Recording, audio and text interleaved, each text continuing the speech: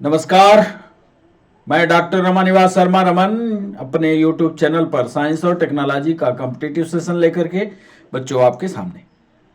बच्चों आज दूसरा सेशन है फिजिक्स का। फिजिक्स में जो चैप्टर हमारा चल रहा है वो है मोशन, और मोशन पर कल 5 सवाल हमने आपसे पूछे थे, उनका थ्योरेटिकल डिस्कशन किया था। आज भी 5 सवाल उनका थ्योरेटिकल डिस्कशन होगा। कल के कौन कौन से सवाल आपसे नहीं बने इसका कैलकुलेशन आप रखिएगा अपने पास, उसकी थ्योरी मजबूत करने की कोशिश कीजिएगा। जो आज नए सवाल आएंगे उसमें कौन कौन सी थ्योरी महत्वपूर्ण है ये आज हम आपको बताएंगे। आने वाली परीक्षा Madhya Pradesh professional examination board से जितनी परीक्षाएं जुड़ी हुई हैं उनसे जुड़े हुए कौन कौन से सवाल आ सकते हैं या कौन सवाल पूछे गए हैं, आज इसका पूरा लेखा जोखा आपके सामने रखेंगे। NEET, state PSC, UPSC, SSC, PNST के सवाल तो रहेंगे ही रहेंगे। बच्चों सेशन को शुरुआत करें उसके पहले आपको बता दें चैनल को सब्सक्राइब करना, चैनल को लाइक करना, चैनल को शेयर करना ये आपकी जिम्मेदारी है। कल हमने मोशंस के टाइप आपको बताए थे। आज 2 बातें हम आपके साथ साझा करना चाहते हैं, उसी से जुड़े हुए करीब करीब सवाल हमारे पास होंगे।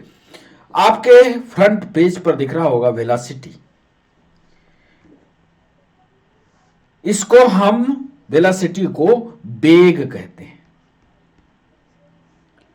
और स्पीड को चाल हिंदी में कहते हैं। वेग और चाल, वेलोसिटी और स्पीड में अंतर क्या है ये आज हम आपको बताएंगे। इनको अलग अलग से पीएससी में मेंस में लिखने के लिए आया था। वेग क्या है, चाल क्या, चाल और वेग में अंतर क्या, और इससे जुड़े हुए बहुत सारे सवाल पीएनएसटी में, नीट में, जेल प्रहरी में, वन रक्षक में बहुत सारे सवाल पूछे गए। आज उन्हीं सवालों का लेखा जोखा आपके सामने। मोशन में एक चीज आती है स्पीड।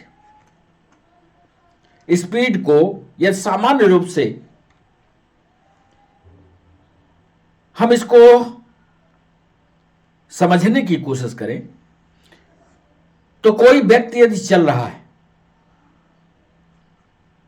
ये उसका पाथ है, समझने की कोशिश कीजिएगा ताकि आपसे वो सवाल बन पाए जो हम 5 सवाल लेकर के आए।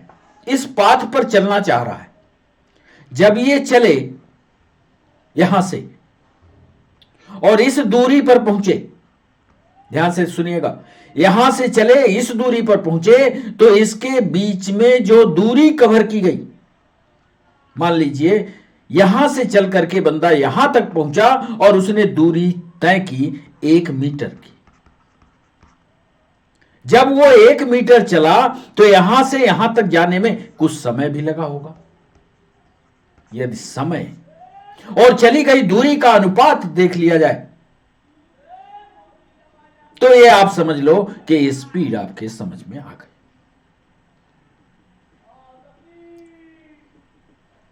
यदि दूसरा जो हमने ग्राफ बनाया, ये तो फार्मूला आपको समझ में आ गया। दूसरा एक ग्राफ और हमने बनाया इसको समझाने के लिए कि कब आपकी स्पीड हायर है समय के सापेक्ष और कब आपकी स्पीड कम है समय के सापेक्ष।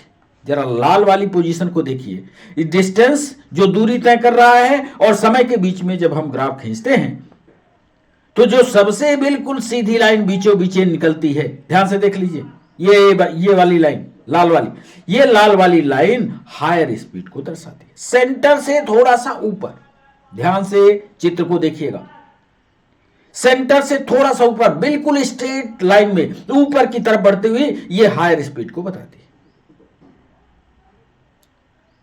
जबकि नीली वाली को देखिएगा, यह टाइम की तरफ झुकती हुई, टाइम की तरफ, स्लो डिस्टेंस की तरफ नहीं, टाइम की तरफ झुकती हुई जब दिखे तो इसको लोअर स्पीड कहते हैं। इससे जुड़े हुए सवाल हम पूछेंगे आपसे, इसलिए इस ग्राफ को आप अच्छी तरह से समझ लीजिए। एक बच्चे ने सवाल पूछा,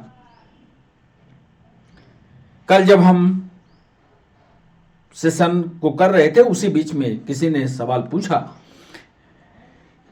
कि वेलोसिटी है क्या, या जिसको वेग हम कहते हैं वास्तव में वेग है क्या। जब वो ये सवाल पूछ रहा था तो किसी दूसरे बच्चे ने कमेंट सेक्शन में पूछा, हमें मैसेज करके पूछा कि साहब स्पीड और वेलोसिटी में अंतर बता दीजिए। आज दोनों चीजों के कंसेप्ट हम आपको क्लियर कर देंगे और जीवन में ये कभी नहीं भूलने वाला आपको। देखिए, हमने लिखा the velocity of an object, किसी वस्तु का वेग, ऑब्जेक्ट मतलब वस्तु। अंग्रेजी लिखी हुई है, हिंदी में समझा रहे हैं आपको। The velocity of an object is defined as the displacement, मतलब यदि कोई वस्तु ए है और ए से हट करके वो बी तक जाती है, यानी ए प्लेस बी तक चला गया, यहां से वस्तु बी पोजीशन तक चली गई, तो इस वस्तु का डिस्प्लेसमेंट हो गया, स्थान का परिवर्तन हो गया। इसके बीच में जिस स्पीड से, जिस गति से ये वस्तु का स्थानांतरण हुआ प्रारंभिक स्थान से दूसरे स्थान तक, और जो लगा इसमें समय, ध्यान रखिएगा, जो समय भी लगा। भाई कोई वस्तु एक स्थान से दूसरे स्थान तक जाएगी तो जाने में कुछ समय लगेगा। यदि दोनों का डिस्प्लेसमेंट का एक निश्चित समय में अपने स्थान का परिवर्तन करने पर एक निश्चित डायरेक्शन में, डिस्टेंस और डिस्प्लेसमेंट आप शायद समझते हो, नहीं समझते तो एक सरल सा उदाहरण बता करके हम आपको समझा देते हैं, फिर इसके बाद उसकी डेफिनेशन को आप समझाएं। डिस्टेंस, ध्यान से देखिएगा, डिस्टेंस का मतलब होता है दूरी। हिंदी वाले बच्चे देखिएगा, डिस्प्लेसमेंट का मतलब होता है विस्थापन। दूरी किसको कहेंगे, विस्थापन किसको कहेंगे? एक सामान्य उदाहरण देकर के आपको समझाते हैं तो आपके समझ में भी आ जाएगा और कभी भूलेगा भी नहीं। जैसे आपका पड़ोसी है, उसके घर आपको जाना है, तो आप अपने घर से निकलेंगे, आप गेट का मेन दरवाजा खोलेंगे, फिर सड़क पर जाएंगे, फिर सड़क से घूमते हुए उसके गेट को खोलेंगे और तब उसके घर जाएंगे। अपने घर से निकल करके सड़क पर जाना, फिर सड़क से उसके गेट को खोलना और फिर उसके दरवाजे के अंदर जाना, सिस्टमेटिक वे में, यह कहलाती है, जो आपने तय की, यह कहलाएगी दूरी। डिस्प्लेसमेंट क्या कहलाएगा? डिस्प्लेसमेंट की परिभाषा यह होती है भौतिक शास्त्र में बच्चों कि सबसे कम दूरी, अपने गंतव्य की सबसे कम दूरी। तो आप सबसे कम दूरी यह तय कर सकते हो कि आप अपने घर का मेन गेट भी ना खोलो, बाउंड्री जो आपके साइड की लगी हो, सीधे बाउंड्री पार करके उसके गेट पर खड़े हो जाओ, यह कहलाता है डिस्प्लेसमेंट, विस्थापन, शॉर्टेस्ट, सबसे कम। और डिस्टेंस कहलाती है जो कितनी भी दूरी हमने पहुंचेंगे उसी स्थान में, लेकिन ये शॉर्टेस्ट रूट होगा और वो घूम करके सिस्टमेटिक रूट होगा, वो कहलाएगा डिस्टेंस। और डिस्प्लेसमेंट जो सबसे कम, जो आपने बाउंड्री को तोड़ करके, बाउंड्री को पार करके, कूद करके, फांद करके उसके सीधे घर चले। हम यहां बात कर रहे हैं, ध्यान से देखिएगा, हमने जब वेग की परिभाषा लिखी तो हमने यहां डिस्टेंस नहीं लिखा, देख रहे हैं, हमने डिस्टेंस नहीं लिखा, हमने लिखा डिस्प्लेसमेंट, यानी विस्थापन लिख रहे हैं। विस्थापन मतलब शॉर्टेस्ट दूरी, सबसे कम दूरी, एक मिनट में या पर टाइम, एक निश्चित समय में चली गई दूरी, उस वस्तु का वेग कहलाती है। The symbol used to represent velocity V, small character of V. कई लोग भी को सीधा भी बनाते हैं, ये कहते हैं दैट इज वेलोसिटी, ना, स्मॉल भी लिखिए और उसके ऊपर ये एक चिन्ह बनाइए, क्योंकि इसमें दिशा है, डायरेक्शन है। हमने दो तरह की दिशाएं आपको बताई है, एक को कहते हैं सदिश और एक को कहते हैं अदिश। सदिश में क्या? सदिश में परिमाण हो और दिशा भी हो। आपका जितना वजन हो वो एक निश्चित दिशा की ओर जा रहा हो। और अदिश उसको कहेंगे कि सिर्फ परिमाण हो, दिशा ना हो। इसलिए यहां पर फार्मूला निकाला, small v equal to D upon T, D equal to displacement, not distance. ध्यान से सुनिएगा, यह सवाल हम आगे आपसे पूछेंगे। स्पीड देखिए, यहां पर किसी भी कार की स्पीड 18 मीटर प्रति सेकंड है। देख रहे हैं? जब इसमें हमने 18 मीटर प्रति सेकंड बताया, इसका मतलब 1 सेकंड में यह कार 18 मीटर तक जाती है। समझ गए? लेकिन 18 मीटर तक किस डायरेक्शन में जा रही है? आपके घर की तरफ जा रही है, आपके बगीचे की तरफ जा रही है, आपके कॉलेज की तरफ जा रही है, यह डायरेक्शन हमने नहीं बताया। और जब डायरेक्शन नहीं बताओगे तब वो स्पीड होगी। और यदि मान लीजिए आपने 18 मीटर पर सेकंड उत्तर दिशा में बता दिया, दक्षिण दिशा में बता दिया, तो ये आपकी वेलोसिटी होगी, ये आपका वेग होगा। समझ गए? दोनों कार को इसीलिए हमने बनाया कि एक उत्तर दिशा की ओर जा रही है, एक दक्षिण दिशा की ओर जा रही है। ये वेलोसिटी तब कहला रही है जब ये टूवर्ड साउथ दिखा रही है, जब ये टूवर्ड नॉर्थ दिखा रही है। स्पीड तब कहला रही है जब सिर्फ, आपने ट्रक देखे होंगे पुराने ट्रक में सामने ये लिखा होता है स्पीड। पुराने वाले ट्रक देखिए जो टाटा के आते थे, जिनका इंजन आगे निकला रहता, स्पीड लिखी है 40 किलोमीटर प्रति घंटा। समझ गए? वहां पर वेलोसिटी नहीं लिखी होती। तो बच्चों, क्यों नहीं लिखी थी वेलोसिटी? क्योंकि उस वेलोसिटी में, उस स्पीड में दिशा नहीं थी। वो मान लीजिए आपके घर से पूरब जा रहा है, तब भी उसकी स्पीड 40 किलोमीटर है। आपके घर के पश्चिम जा रहा है, तब भी उसकी स्पीड 40 किलोमीटर है। आपके घर के दक्षिण जा रहा है, तब भी उसकी स्पीड 40 किलोमीटर। और जैसे ही आप बता देंगे कि उत्तर की तरफ 40 किलोमीटर की स्पीड से जा रहा ट्रक उत्तर की तरफ जा रहा है, तो वो वेग हो जाएगा। क्योंकि वेग का फार्मूला है चली गई दूरी या डिस्प्लेसमेंट अपान समय। समझ गए? चलिए एक चीज और स्पष्ट कर दें। यह पीएससी में सवाल पूछा गया, वेलोसिटी और स्पीड में अंतर क्या है? हमने बिल्कुल साफ साफ लिखा, वेलोसिटी जो होती है, देखिए ये वेलोसिटी है वेग, ये कहलाती है चाल। वेलोसिटी को हमने क्या कहा? ये एक वेक्टर है। वेक्टर का मतलब सदिश है। अभी पूरा डिस्कशन कर दिया। सदिश का मतलब दिशा से युक्त। हिंदी में थोड़ा पढ़ लीजिए। परिमाण तो हो, वो पूरा वजन लेकर के अपना जा रहा हो, द्रव्यमान लेकर के जा रहा हो, लेकिन दिशा के साथ जा रहा हो, तब उसको उसका वेग कहेंगे। स्पीड को हमने लिखा, speed is the scalar quantity, यानी अदिश है, कोई दिशा नहीं है। आप अपनी कार देखिए, अपनी मोटरसाइकिल देखिए, स्कूटी देखिए, मशीन ऐसी लगी रहती है। देखा है कि नहीं? यहां पर लिखा होता है 25 मीटर पर सेकंड। ये 25 मीटर पर सेकंड क्या? That is speed. और यदि यही 25 मीटर पर सेकंड नॉर्थ लिख देता तो ये वेग हो जाता। तो बच्चों इस कंसेप्ट को ध्यान में रखना, याद रखना, ये कंसेप्ट आपकी मदद करेगा। ठीक?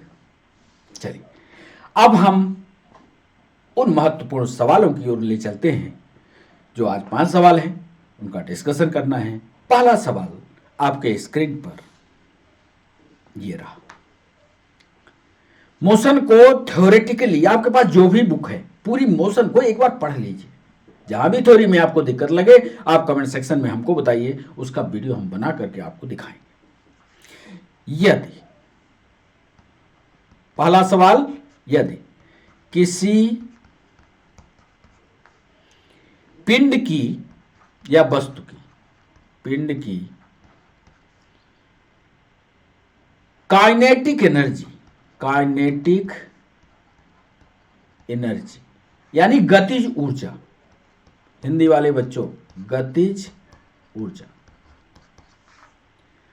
4 गुनी हो जाती है, 4 गुनी हो जाती है, तो उसका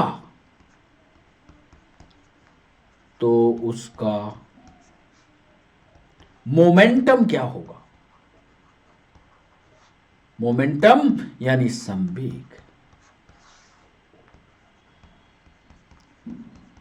आज हम ये मान करके आपको सवाल दे रहे हैं कि आपने मोशन के चैप्टर को पढ़ लिया होगा। कल भी हमने आपको सजेस्ट किया था, मोशन के सेशन में हम 4 सेशन तय करे हैं कि 4 सेशन लाएंगे, जरूरत पड़ी तो 5वां भी लाएंगे, लेकिन पूरा मोशन आप पढ़ लीजिए।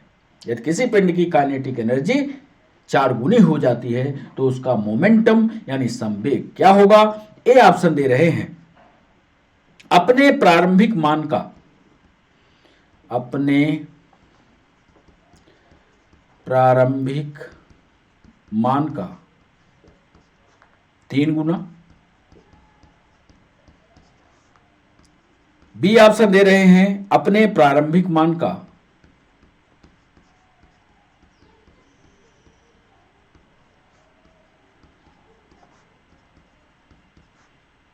4 गुना। सी दे रहे हैं अपने प्रारंभिक मान का 2 गुना। और डी ऑप्शन दे रहे हैं अपरिवर्तित, अपरिवर्तित अनचेंज्ड। एक हमारे पास कोई वस्तु है, यदि उसकी गतिज ऊर्जा को हम 4 गुना करते हैं, अब 2 प्रकार की ऊर्जा, एक पोटेंशियल एनर्जी, एक काइनेटिक एनर्जी। काइनेटिक एनर्जी वाला फार्मूला यदि आपको आता होगा तो उत्तर बन जाएगा। तो सही जवाब कमेंट सेक्शन में कीजिए, नहीं बनेगा तो इसको हम लिख करके आपको समझाएंगे, क्योंकि डिस्कशन का पेज लगाया है। बच्चों दूसरा सवाल आपके स्क्रीन पर ये रहा।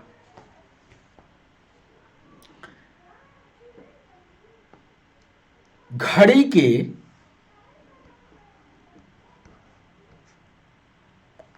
की बात कर रहे हैं, घड़ी के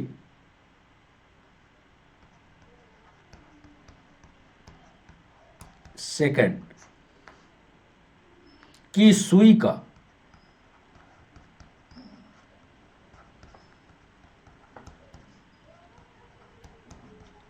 कोणीय वेग, एंगुलर वेलोसिटी, कोणीय वेग होता है। A option 1 radian per second. B option 60 radian per second. C option pi radian per second. और डी ऑप्शन पाई अपॉन 30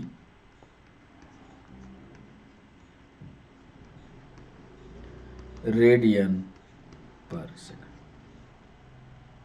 जरा कैलकुलेट करके एक छोटा सा फार्मूला लगाएंगे, उत्तर आपके पास होगा घड़ी के सेकंड की सुई का एंगुलर वेलोसिटी क्या होगी, 1 रेडियन, 60 रेडियन, पाई रेडियन या पाई अपॉन 30 रेडियन। सही जवाब कमेंट सेक्शन में कीजिए, नहीं तो हम इसका थ्योरेटिकल डिस्कशन आपके साथ साझा करेंगे। तीसरा सवाल,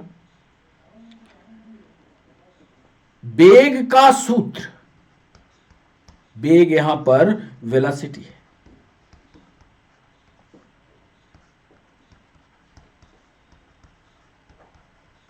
वेग का सूत्र क्या है? ए ऑप्शन दे रहे हैं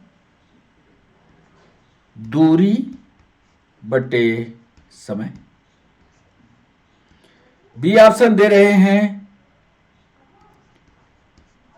विस्थापन बटे समय। सी ऑप्शन दे रहे हैं दूरी गुणे समय। और डी ऑप्शन दे रहे हैं चाल गुणे समय। अंग्रेजी वाले बच्चे distance upon time, displacement upon time, distance into time, speed into time. सही जवाब कमेंट सेक्शन में कीजिए। अभी पढ़ाया है, समझाया भी है, और इससे जुड़े हुए सारे सवालों का डिस्कशन के पेज में हम लगाएंगे, आपको समझाएंगे। बच्चों, चौथा सवाल,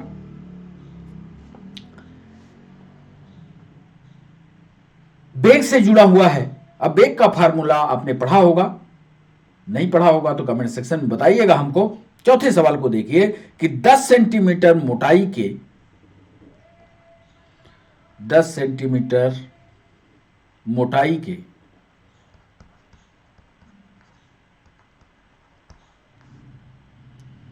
एक लकड़ी के ब्लॉक, एक लकड़ी के ब्लॉक मतलब एक लकड़ी का गुटका है। प्रश्न को समझ लीजिएगा, उत्तर बनेगा। और ध्यान से जब हम बोला करें तो उस प्रश्न को समझने की आप कोशिश कीजिए। 10 सेंटीमीटर मोटाई का एक लकड़ी का ब्लॉक है।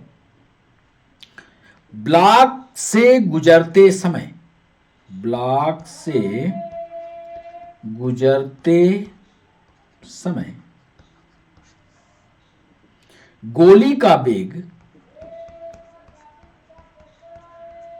गोली का वेग 200 मीटर प्रति सेकंड से 200 मीटर प्रति सेकंड से, ध्यान से सुनिएगा, 10 सेंटीमीटर मोटाई की एक लकड़ी के ब्लॉक से कोई गोली निकल रही थी। तो बाधा आई। जब पहले जो गोली का वेग था वो 200 मीटर प्रति सेकंड से घटकर 100 मीटर प्रति सेकंड हो जाता है।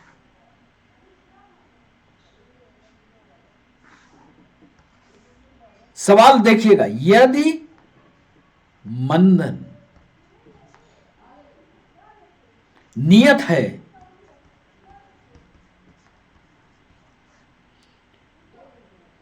तो मंदन, स्पीड को कम करने वाला मंदन है। क्या है साहब मंदन? 10 गुणे 10 की घात 4 मीटर प्रति सेकंड स्क्वायर। ठीक से करिएगा, उत्तर जब आएगा तो दोनों उत्तर एक दूसरे के आसपास होंगे। 1.2 इंटू 10⁴ मीटर पर सेकंड स्क्वायर। पीएनएसटी में और नीट में पूछा गया सवाल। सी ऑप्शन दे रहे हैं 13.5 इंटू 10⁴ मीटर पर सेकंड स्क्वायर। और डी ऑप्शन दे रहे हैं 15 गुणे 10⁴ मीटर पर सेकंड स्क्वायर। 10 सेंटीमीटर मोटाई की एक लकड़ी के ब्लॉक से गुजरते समय गोली का वेग इतना था, इतने से इतना हो गया। यदि मंदन स्टेबिलिटी नियत है, धीमापन नियत है, तो मंदन होगा कितना, यह आपको बताना है। यदि आपको फार्मूला आता होगा तो बन जाएगा। हालांकि इस सवाल को करने के लिए हमने पेज लगाया है, लिख करके आज आपको बताएंगे। ध्यान रखिएगा, इसमें प्रारंभिक और अंतिम वेग का कैलकुलेशन यदि आपसे बन गया तो कर ले जाएंगे बहुत जल्दी। आइए 25वें सवाल पर। मोशन के जितने भी पॉइंट है, जितने भी चैप्टर है, पूरा चैप्टर आप पढ़े रहिए। जिस चैप्टर पर आपको दिक्कत लगती हो आप हमें मैसेज करिएगा, उसका वीडियो, उसकी थ्योरी हम पहले सेशन शुरू होने के पहले ही आपको समझा देंगे। 25वां सवाल, और आज के सेशन का अंतिम सवाल, गति का प्रथम नियम।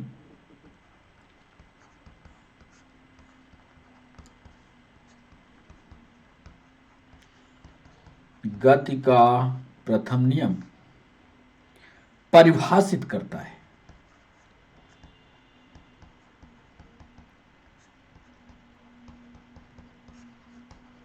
First law of motion defined the, किसको डिफाइन करता है? Option A. क्या इनर्शिया को, क्या जड़त्व को बता रहा है? क्या यह फोर्स को बता रहा है? सी ऑप्शन, क्या यह फोर्स, बल और इनर्शिया दोनों को बता रहा है?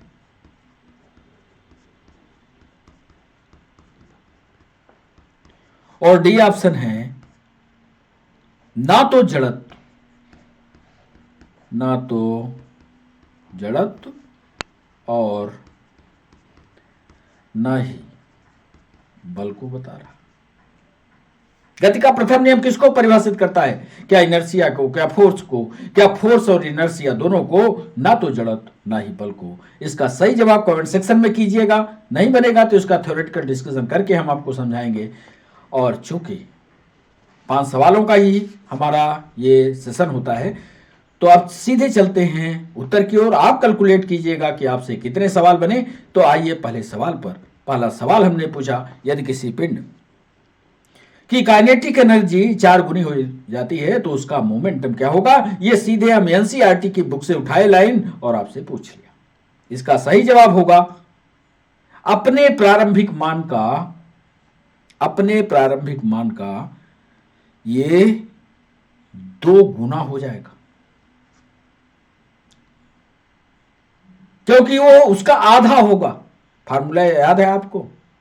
नहीं याद है तो हम लिखे देते हैं, समझिएगा इसको। यदि किसी पिंड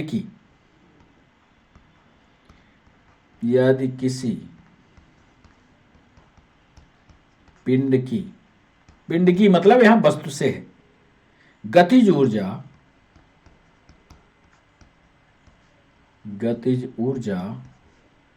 4 गुनी हो जाती है, 4 गुनी हो जाती है, तो उसका मोमेंटम यानी संवेग अपने प्रारंभिक मान का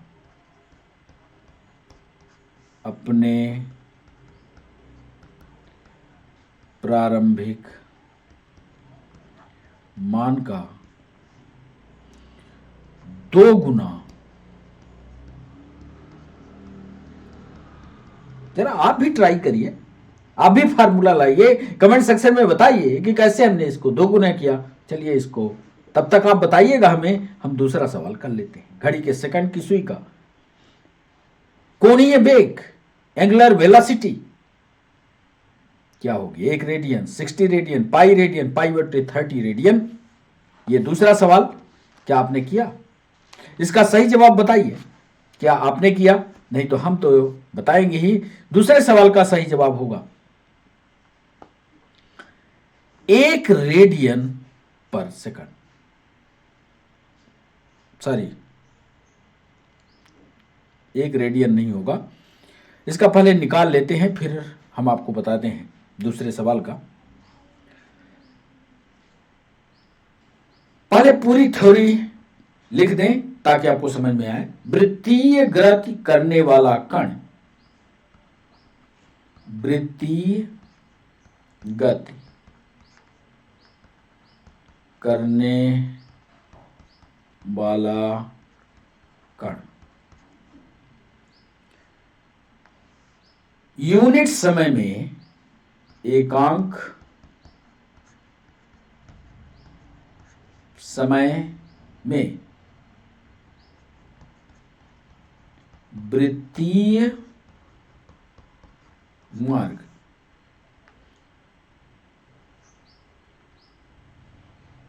के केंद्र पर, के केंद्र पर जितने कोण घूम जाता है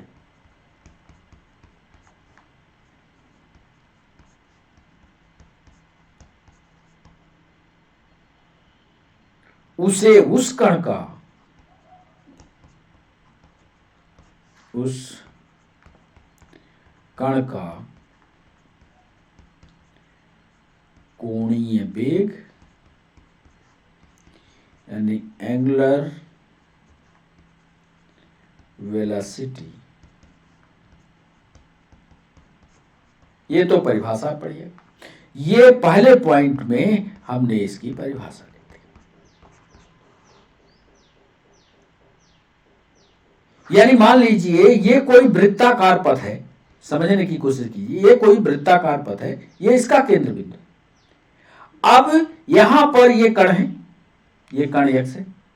अब ये कण इस केंद्र की तुलना में जब वृत्ताकार पथ पर होगा और एक समय ऐसा आएगा यूनिट टाइम में, एक निश्चित समय में यूनिट टाइम में कि यहां पर आ जाए, तो ये केंद्र के साथ पहले वाली स्थिति से जितने कोण को बना लेगा, ये कोण बनेगा, यही कोण जो है कहलाता है एंगुलर वेलोसिटी। जितने कोण घूम जाता है उसे उस कण का कोणीय वेग, ये चीज जो है ये यहां से जितना घूम गया यही इसका स्मॉल भी, या इसको आपकी किताब में एंगल बना करके स्मॉल भी कहा जाता है। बस थोड़ा सा इसको समझ लिए, उत्तर आगे आपको बनेगा। पीएससी वाले बच्चों से एंगुलर वेलोसिटी या कोणीय वेग की परिभाषा पूछी गई। पीएससी वाले बच्चे इसको लिखें कि वृत्तिगत करने वाला कण एकांक समय में वृत्तीय मार्ग के केंद्र पर जितना कोण घूम जाए, बिल्कुल सरल सी परिभाषा है, तो उसे कण का कोणीय वेग कहते हैं। दूसरे पॉइंट में एक सवाल में पूछा गया कि इसका मात्रक क्या है, यह पढ़ा चुके हैं। कोणीय वेग का मात्रक रेडियन पर सेकंड है, रेडियन पर सेकंड है। यह दूसरा पॉइंट बता दिया।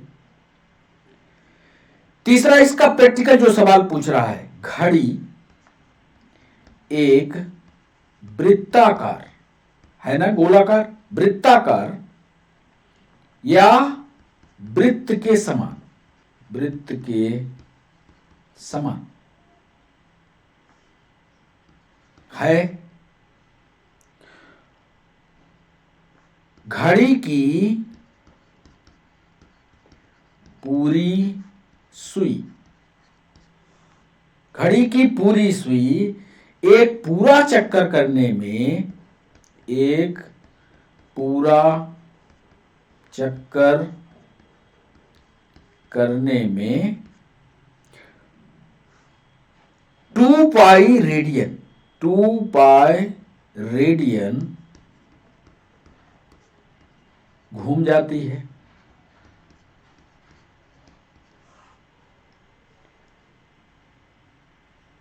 तो एक पूरा चक्कर में, तो इस बात को ऐसा भी तो लिख सकते हैं, अर्थात 1 मिनट में, अर्थात 1 मिनट में 60 रेडियन, जितना कोण बना 60 रेडियन घूमती है।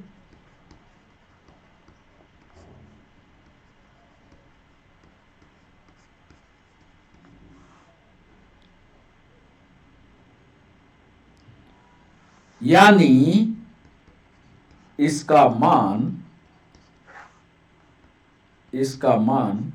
पाई अपॉन 30 के बराबर होता है।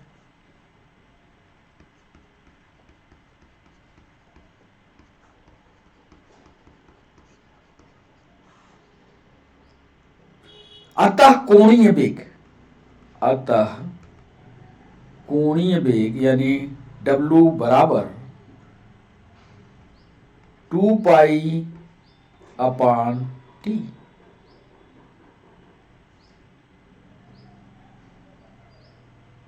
2 पाई रेडियन घूमी, तो t बराबर होगा 60 सेकंड। तो W बराबर होगा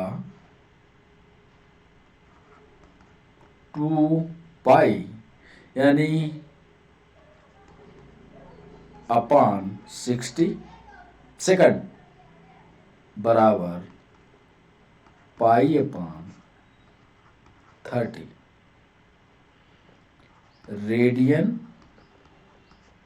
पर सेकंड। पाई अपॉन 30 रेडियन पर सेकंड, इसका पाई अपॉन 30 रेडियन, ये सही जवाब है। इस तरह के सवालों को करने की कोशिश कीजिएगा, और इस तरह के सवाल अक्सर नीट में भी पूछा है, पीएनएसटी में भी पूछा है, आगे जो एमपीएससीबी की परीक्षाएं हैं उनमें भी पूछा जा सकता है। ये कोणी बेग वाला फार्मूला है, कोणी बेग एनसीईआरटी में भी अलग से लिखा हुआ है, रेफरेंस बुक में भी अच्छे से लिखा हुआ है, उसको पढ़िएगा और सवालों को करने की कोशिश कीजिएगा। तीसरा सवाल, वेलोसिटी का सूत्र क्या है, ये तीसरा सवाल हमने पूछा। इसको हिंदी में लिख देते हो, हालांकि उधर अंग्रेजी में समझाए हैं कि एक निश्चित दिशा में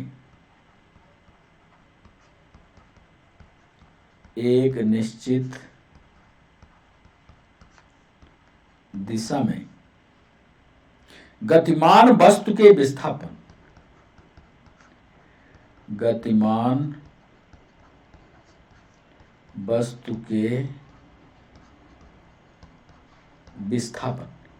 का मतलब डिस्प्लेसमेंट, नॉट डिस्टेंस। एक निश्चित दिशा में गतिमान वस्तु के विस्थापन की दर को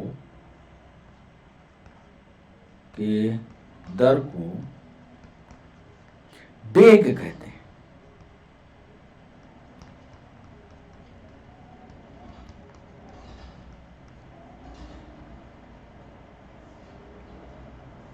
एक चीज ये पूछा गया कि वेग क्या होता है, वेग की परिभाषा क्या है। जो हमारे साथ 10th 11th वाले बच्चे जुड़ते हैं, 12th वाले बच्चे जुड़ते हैं, वेग की परिभाषा जान। दूसरा एक सवाल एमपीएसआई ने पूछा कि एक ऐसी राशि है, तो ये लिख लीजिएगा कि वेग सदिश राशि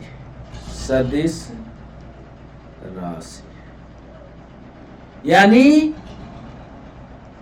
दिशा और परिमाण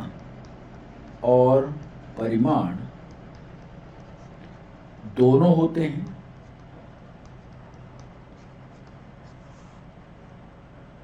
वेग जब बताना हो तो उसका उदाहरण हमने पहले पेज पर समझाया है, फिर से उस बैक करिएगा और समझ लीजिएगा। सदिश राशि है यानी दिशा और परिमाण दोनों होते हैं। और वेग बराबर होता है, एक फार्मूला है, वेग बराबर होता है विस्थापन बटे समय। यह हमने उधर पढ़ाया भी है। चाल या स्पीड क्या होती है, यह भी समझ लेते हैं तीसरे पॉइंट पर। जब किसी वस्तु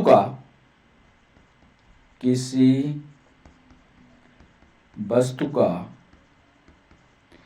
एकांक समय में चली गई दूरी। अब यहां दूरी क्या हुई, डिस्टेंस है, अंग्रेजी भी लिखे रहना, डिस्टेंस। एकांक समय में चली गई दूरी को उसकी चाल या स्पीड कहते हैं। और चौथा पॉइंट भी लिखे रहिएगा कि यह एक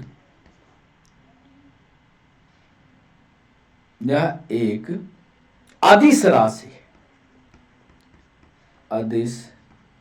है और इसका फार्मूला होता है चाल बराबर दूरी बटे समय। यहां पर अंतर याद रखिएगा, यहां विस्थापन और यहां दूरी, यहां डिस्प्लेसमेंट, यहां डिस्टेंस। तो चौथा सवाल, 10 सेंटीमीटर मुट्ठी मोटाई की एक लंबी लकड़ी के ब्लॉक से गुजरते समय गोली का वेग। इधर हमने टिक लगा दिया है, नहीं लगाया। तीसरे सवाल का सही जवाब होगा विस्थापन बटे समय। यदि यहीं पर वेग की जगह 4 लिखे होते तो दूरी बटे समय हो जाता। तो इस तरह के बहुत सारे सवाल टुकड़े टुकड़े में करके पूछा गया है, उसको पढ़ लीजिएगा। अब बन जाएगा आपसे चौथा सवाल। देखिए, 10 सेंटीमीटर मोटाई के एक लकड़ी के ब्लॉक से गुजरते समय गोली का वेग यहां से यहां हो गया। मंदन इसमें निकालना है, कैसे निकालेंगे? लेकिन इसका सही जवाब होगा, यदि किसी ने निकाला है तो 15 गुणे 10 की घात 4 मीटर सेकंड स्क्वायर होगा। कैसे होगा ये देखिए। प्रारंभिक वेग गोली का प्रारंभिक वेग, इसको u से हम दिखाते हैं, u से दिखाते हैं। ये बराबर है 200 मीटर पर सेकंड।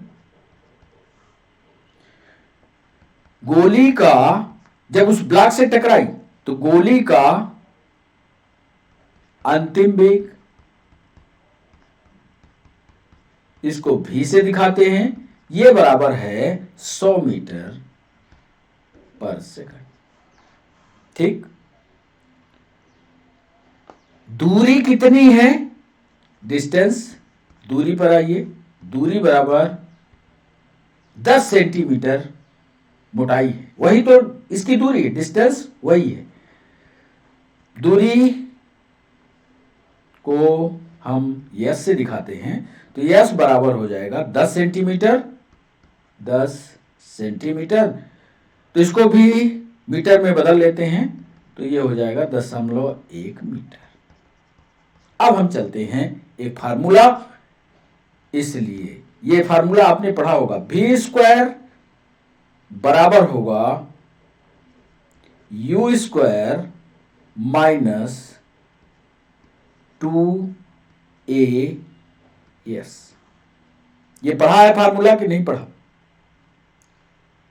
धीमे और गति की तेज में जब गोली चलती है, टकराती है, टकराने के बाद गोली का क्या होता है, स्पीड क्या होती है, ये वाला चैप्टर देखिएगा। यहां पहले हम ये सवाल हल कर दें। a बराबर होगा, यहां a जो है ये त्वरण है, a बराबर त्वरण है, या इसी को मंदन भी कहते हैं, यही हमको निकालना। a बराबर क्या होगा? यदि इस फार्मूले से a यहां से हटा लेते हैं तो v square minus u square upon 2।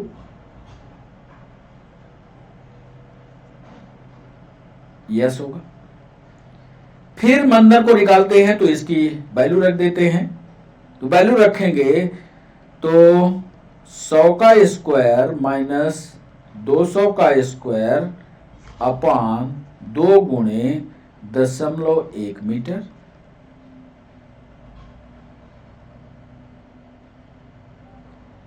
इसी को और थोड़ा सॉल्व कर लें तो ये बनेगा 100 का 10,000 हो जाएगा, 1 2 3,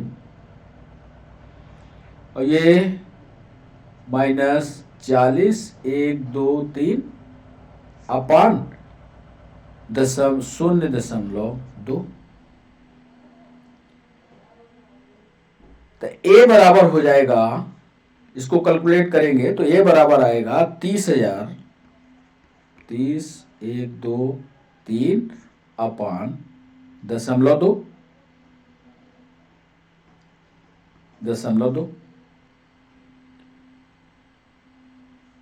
तो a बराबर होगा माइनस में आएगा, माइनस 15,000। या इसी को ये इस तरह से भी गणित वाले बच्चे ज्यादा अच्छे से इसको लिखते हैं। a बराबर होगा माइनस 15 गुणे 10 की रेस्ट पावर, वही जितने शून्य हो, मीटर प्रति सेकंड। ऋणात्मक चिन्ह जो होता है यहां लिख लेना, ऋणात्मक चिन्ह मंदन दर्शाता है। मंदन यानी स्पीड जो है, वेग परिवर्तन की दर जो है वो घट रही है, मंदन दर्शाता। आइए इधर उत्तर देख ले। तो यहां पर जो ऋणात्मक चिन्ह है, देखिए यहां पर ऋणात्मक पहले से लिखा हुआ है, मंदन है, तो मंदन वाले हिस्से में इसलिए उत्तर में ऋण नहीं लिखा है। देख लीजिए सवाल में ऋण नहीं लिखा है, उत्तर पर सीधे जाइएगा, क्योंकि ये मंदन दर्शा ही रहा है, सिर्फ ऋणात्मक का काम है मंदन को दर्शाना, इसलिए हमने यहाँ किया है। अब यदि आपको मंदन पता है तो आप यहां से सीधे इसको आप 15 गुणे 10⁴ मीटर पर सेकंड स्क्वायर लिख सकते हैं। बच्चों आज के सेशन का अंतिम सवाल गति का प्रथम नियम परिभाषित करता है। इसका सही जवाब होगा बल और जड़त्व दोनों को परिभाषित करता है। कैसे परिभाषित करता है, आइए न्यूटन की, इससे जुड़े हुए 4 सवाल पूछे गए। न्यूटन की गति का प्रथम नियम बल एवं जड़त्व दोनों को परिभाषित करता है। ये तो उत्तर हुआ। कैसे करता है ये थोड़ी प्रोसेस हम आपको समझा दें। दूसरे पॉइंट में इस नियम के अनुसार, ताकि आपको याद रहे, इस नियम के अनुसार जो वस्तु स्थिर है, जो वस्तु स्थिर है, कल हमने बताया था ना मूर्खता वाला नियम। पहला नियम यह कहता है जो वस्तु जिस हाल में है उसी हाल में पड़ी रहेगी, वही बात लिख रही। इस नियम के अनुसार जो वस्तु स्थिर है वह स्थिर ही रहेगी, वह स्थिर ही रहेगी,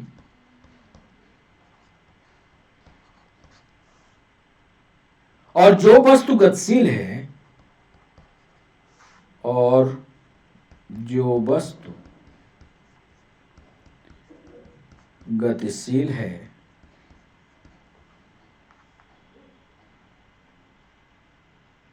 वो गतिशील रहेगी, वो उसी दिशा में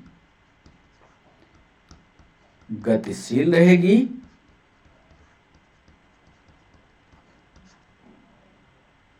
जब तक कि, ये भी नोट कर लेना, जब तक कि उसके ऊपर बाह्य बल ना लगाया जाए।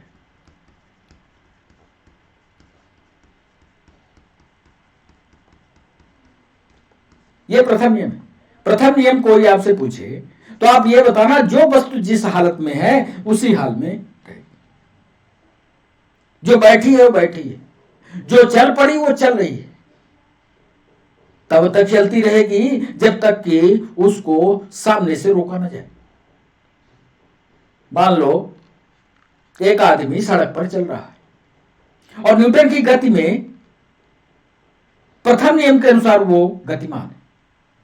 अब जब वो सड़क पर चल रहा है तो जड़त्व का नियम यदि लागू होता है और उधर से ट्रक आ रहा है, इधर से ये गतिमान है, तो न्यूटन के इस प्रथम नियम के अनुसार वो गतिमान रहेगा जब तक ठोक नहीं जाएगा, क्योंकि ठोक करके वो उसकी गति को नियंत्रित करता है। तो ये पहला नियम कहता है जो वस्तु स्थिर है वह स्थिर रहेगी, जो वस्तु गतिशील है वो दिशा में गतिशील रहेगी, जब तक कि उसके ऊपर बाह्य बल ना लगाया जाए। तीसरे एक पॉइंट में गति का दूसरा, एक तो आपने जड़त्व को बता दिया, बल को बता दीजिए। गति का द्वितीय नियम, गति का द्वितीय नियम बल को मापने का तरीका बताता है। बल को मापने का तरीका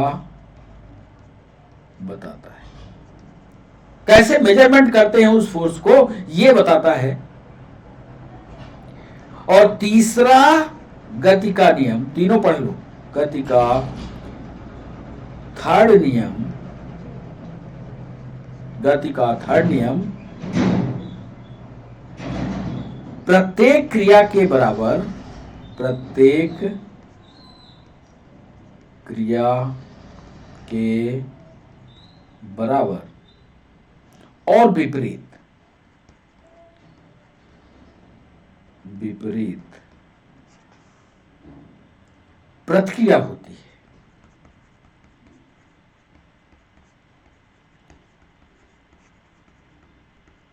प्रत्येक क्रिया के बराबर और विपरीत प्रतिक्रिया होती है।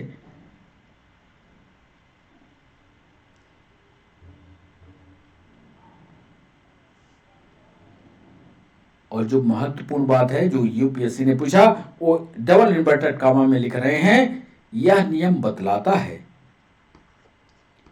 यह नियम बतलाता है कि बल यानी फोर्स, ध्यान से सुनना, यह नियम बतलाता है कि फोर्स यानी जो बल लगा रहे हैं, यह नियम बतलाता है कि जो फोर्स है सदैव जोड़े के रूप में होता है, सदैव जोड़े के रूप में होता है कि नहीं। प्रैक्टिकल कर लो। आपके आसपास जो हो उसके आसपास वाले को पास में थोड़ा बुलाओ, जैसी गाल उसका पास में है जड़ हो, तो जब आप मारोगे उसको तो आपने तो अपने बल को लगाया, लेकिन जैसे ही उसके गाल पर यह थप्पड़ पड़ेगा उसके गाल से भी आपको फोर्स लगेगा, यानी हाथ में आपको भी दर्द होगा, यानी बल दोनों तरफ से लगा, यानी बल जोड़े में था। इस पर भी एक लंबा डिस्कशन बनता है। फिर कभी वक्त मिला तो फिजिक्स को सरल भाषा में समझाने की हम कोशिश करेंगे, आपको न्यूटन के नियमों को समझाने की कोशिश। बहुत सरल नियम है बच्चों। आज के लिए बस इतना ही। आप हमारे साथ जुड़े, इसके लिए सभी बच्चों का बहुत बहुत शुक्रिया। कमेंट करना, शेयर करना, लाइक करना ये मत भूलिएगा। तो बच्चों आज के लिए बस इतना ही। कल फिर मिलते हैं कुछ नए मोशन के सवालों के साथ। तब तक के लिए बाय बाय, नमस्कार।